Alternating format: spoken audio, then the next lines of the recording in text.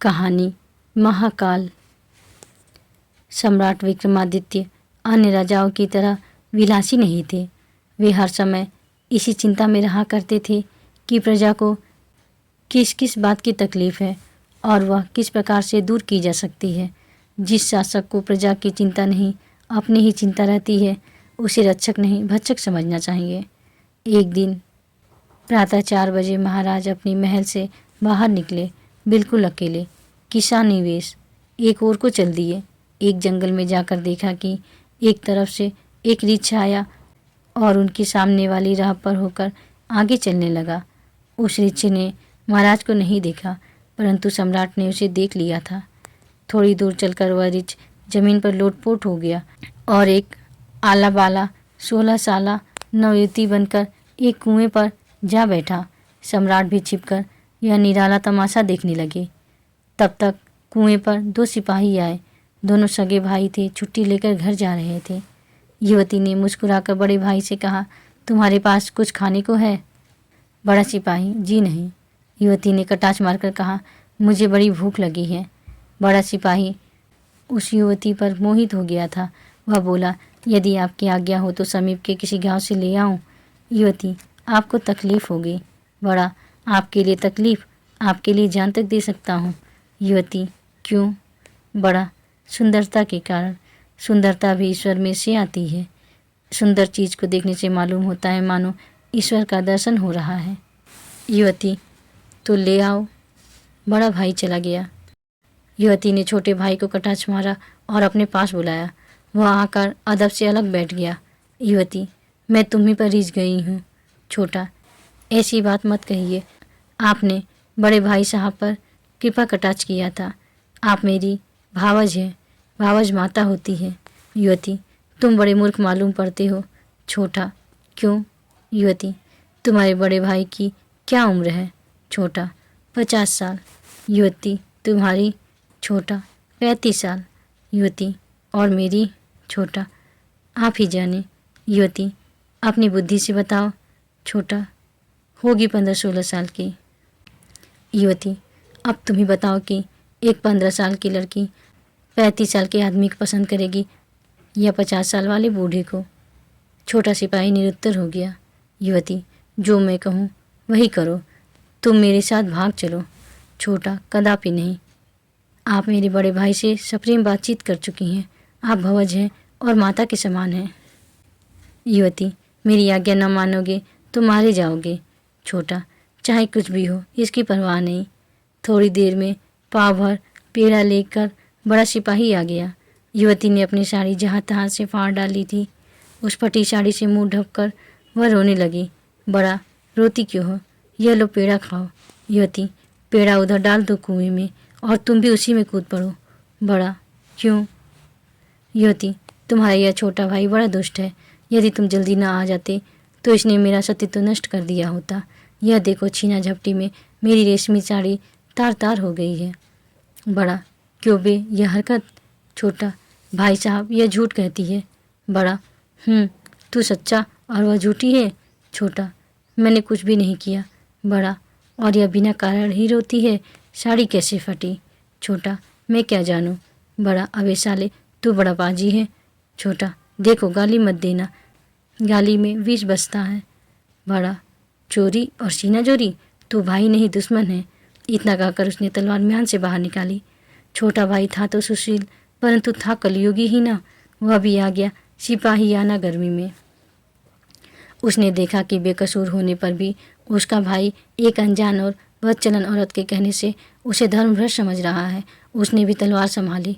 दोनों ने पैतरे बदले और चलने लगी तलवार। 5 मिनट में दोनों मरकर गिर गए। युवती हंसी, जमीन पर लेट गई और लोट पोट कर काला सांप बन गई। आगे को चल दी। सम्राट ने प्रण कर लिया कि इस विचित्र जीव की पूरी कारगुजारी वे अवश्य देखेंगे। आगे चलकर मिली एक नदी। उसमें आ रही थी एक बड़ी नाव। उसमें बैठे थे 300 आदमी। जब वह नाव बीच धारा में पहुंची, वही काला सांप नदी में कूद पड़ा और नाव की सीध में तैर चला। सांपों का कायदा है कि पानी में सीधे तैरते हैं। शेर, सुअर और सांप ये तीनों धार काट कर सीधे चलते हैं। नाव के पास पहुंचकर सांप चिटका और नाव में जा गिरा।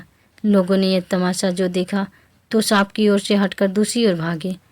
300 आदमी नाव के एक किनारे हो गए। नाव उलट गई, सब डूबकर मर गए। वह सांप फिर लौटा और जमीन पर लूट मारने लगा। सम्राट ने सोचा, अजब लीला है। अब की बार वह एक वृद्ध ज्योतिषी बन गया। सफ़ेद दाढ़ी शोभा दे रही थी, हाथ में पतरा, पैरों में खड़ाऊ, ललाट पर चंदन। सम्राट ने आगे दौड़कर उसके कदम पकड़ लिए। वह, तुम कौन? सम्राट, मैं एक राजा हूँ। वह, क्या चाहते हो? सम्राट, मैं सुबह से आपके पीछे लगा हूँ कि जब आप ऋछ के रूप में थे, आपने युवती बनकर और सांप बनकर जो जो काम किए वह मैंने देखे हैं। यह आपका चौथा रूप है। वह, अच्छा, तो तुम क्या पूछते हो? सम्राट, यह कि आप कौन हैं? वह, तुम इस बवाल में मत पड़ो, अपने रास्ते जाओ। सम्राट, नहीं स्वामी, जब तक आपका परिचय न प्राप्त कर लूँगा तब तक डग न धरूँगा। वह, मेरा नाम है महाकाल। मैं गीता में वर्णित उत्कट काल हूँ। लोगों के विनाश के काम में लगा रहता हूँ। सम्राट, आप जिसे चाहते हैं उसे साफ कर डालते हैं। महाकाल, नहीं, मैं स्वतंत्र नहीं हूँ, परमात्मा का एक तुच्छ सेवक हूँ। परमात्मा सम्राट हैं, प्रारब्ध प्रधानमंत्री है। मैं एक अधिकारी हूँ। प्रधानमंत्री की आज्ञा से मैं मारने योग्य पात्रों को पहचानता हूँ। सम्राट, अच्छा महाकाल जी, मेरी मौत कब आएगी? महाकाल, यह बताने की सरकारी आज्ञा नहीं है। तुम अभी बहुत दिनों तक जीवित रहोगे। तुम्हारे द्वारा ईश्वर अनेकों परोपकार के काम कराएंगे। तुम भी ईश्वराधीन, मैं भी ईश्वराधीन। जाओ। सम्राट, फिर भी इतना तो बतला दीजिए कि मेरी मौत कैसे होगी? महाकाल, कोठे पर से गिरकर। जिस दिन तुम रपट पड़ोगे समझ लेना कि बस मौत आ गई। सम्राट, अब आप किसकी घात में हैं? महाकाल, तुम्हारे अधिकार से बाहर का प्रश्न है। सम्राट, आपने ऋषि बनकर क्या किया था? महाकाल, एक आदमी एक पेड़ पर चढ़ा लकड़ी काट रहा था। उसको पेड़ पर से गिराने के लिए मैं ऋषि बन गया था और पेड़ पर चढ़ गया था, उसे गिरा कर मारा था। सम्राट, आप विविध प्रकार के रूप क्यों बनाते हैं? महाकाल, जिसकी मौत जिस रूप में लिखी होती है उसे मैं उसी बहाने से मारता हूँ। सम्राट, क्या कोई आपके कराल हाथ से बचा भी है? महाकाल, कोई कोई जोगी बच गए, पार ब्रह्म की ओट, चक्की चलती काल की, पड़ी सभी पर चोट। सम्राट, क्या करने से मौत नहीं आती? महाकाल, परमात्मा की शरणागति से। परमात्मा अपने भक्त का काल अपने हाथ में ले लेते हैं। उस पर मेरा अथवा प्रधानमंत्री का कोई अधिकार नहीं रह जाता। सम्राट, आपका यह आज का किस्सा यदि किसी को मैं सुनाऊं तो क्या वह सुनेगा? सुनकर भी क्या वह कुछ समझ सकेगा? महाकाल, लोग प्रेम के किस्से लिखते पढ़ते हैं, दिल बहलाव की कहानियाँ सुनते हैं। जिन कहानियों से दिमाग को खुराक मिलती है उन कहानियों को वे नहीं सुनते। सम्राट, सुनेंगे भी तो उसे गप मानेंगे। महाकाल, कहेंगे ऐसा हो ही नहीं सकता। सम्राट, सचमुच यह जगत विचित्रताओं की रंगभूमि है। इस जगत को कोई भी नहीं जानता है, यद्यपि सभी समझते हैं कि वे इस जगत को जानते हैं। महाकाल, यह भी उनकी एक विचित्रता ही समझो। सम्राट, मैं आपको प्रणाम करता हूँ। अब आप जाइए। आपके दर्शन से मुझे यह उपदेश मिला कि काल और ईश्वर को कभी नहीं भूलना चाहिए। राधे राधे।